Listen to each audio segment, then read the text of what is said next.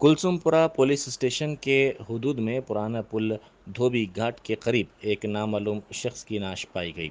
इत्तला मिलते ही पुलिस वहां पहुंची, जिसने तहकीकात का आगाज़ कर दिया। पुलिस ने कहा कि मकतूल की तफसीलात हनूज मालूम ना हो सकी, अलबत्ता उनके पास से एक कार्ड मिला जिसमें अबरार आलम लिखा हुआ है। पुलिस इसकी तस्दीक करने की कोशिश कर रही है।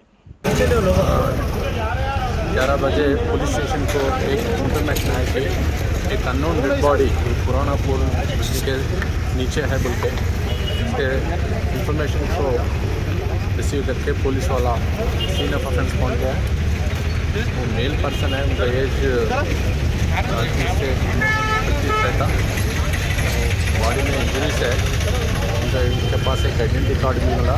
कार्ड में अब्रार आलम बोल के नाम है। तो वेरीफाई कर रहा हूँ, इंक्वायर कर रहा हूँ। मालूम होने के बाद पूरा डिटेल्स बताता हूँ। किससे हमला करें सर, सब कुछ आइडिया? तो पूरा अननोन पर्सन है, अननोन पर्सन है। उसका पर्टिकुलर्स भी लेना है। उनका नाम तक नाम उसके बॉडी पे कुछ भी निशान वगैरह? बॉडी में इंजरीज है, स्टैब इंजरीज है। तो वेपन तो नहीं मिला तक। पूरा इन्वेस्टिगेशन चल रहा है। Thank you.